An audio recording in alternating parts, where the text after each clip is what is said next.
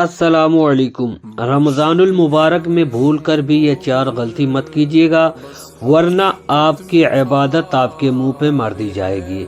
आपकी इबादत खुदा ना करे वो कबूल नहीं होगी, क्योंकि ये 4 गुनाह ऐसे हैं जिसके करने से बंदे के सारे अमाल रद्द कर दिए जाते हैं।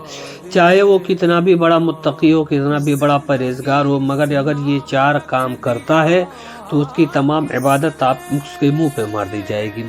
आप लोग उलमा के ज़बानी सुने होंगे कि बंदा जब रमज़ानुल मुबारक में एक नफिल पढ़ता है तो फ़र्ज़ का सवाब दिया जाता है, और एक फ़र्ज़ अदा करता है तो 70 फ़राइज़ का सवाब दिया जाता है, और अगर एक नेकी करता है तो उसको 70 नेकी के बराबर सवाब मिलता है।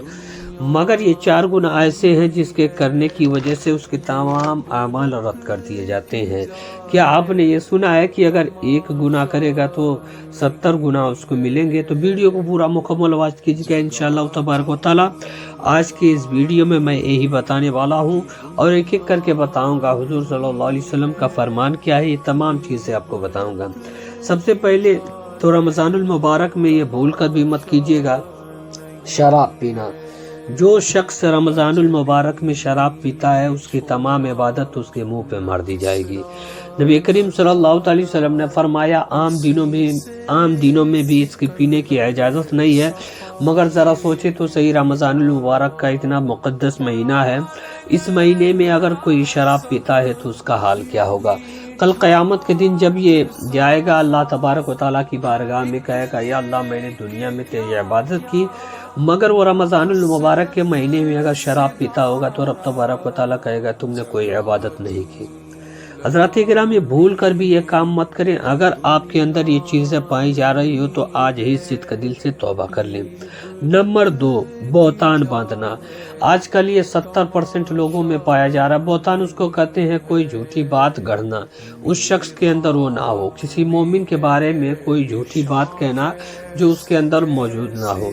तो अगर आप भी ये गलतियां करते हो तो हकीकतन मैं आपसे ये गुजारिश करूंगा कि ये चीज़ छोड़ दीजिए, क्योंकि हुजूर सल्लल्लाहु अलैहि वसल्लम ने फरमाया जो बहतान बांधता है कल क़यामत के दिन जब वो जहन्नम में जाएगा, जब वो मर के जहन्नम में जाएगा तो उसे एक पीप और मवाज के कमरे में बंद कर दिया जाएगा।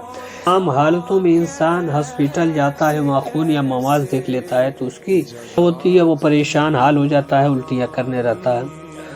उसकी हालत ये होती है कि वो परेशान हो जाता है, गमगीन हो जाता है, उल्टियाँ करने लगता है। मगर ज़रा सोचो तो सही, जिस गुनाह की वजह से वो उस काम में कैद होगा वो क्या करेगा, उस वक्त उसकी हालत क्या होगी, जिस गुनाह की वजह से वो अपने गुनाहों में मुब्तला होगा। नंबर 3, ज़िना करना।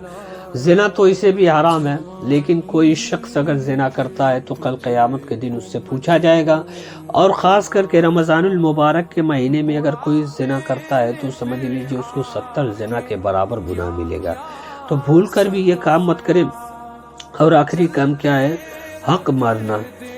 यतीमों का, गरीबों का हक मार के रख लेना। तो इस चीज़ को ध्यान दीजिएगा, किसी का भी हक मत मारिए। अल्लाह तबारक व तआला ने अगर आपको नवाजा है, अगर अल्लाह तबारक व तआला ने आपको चटनी रोटी खाने पर ही मुक़द्दर किया है तो आप अपने मुक़द्दर पे नाज़ करें।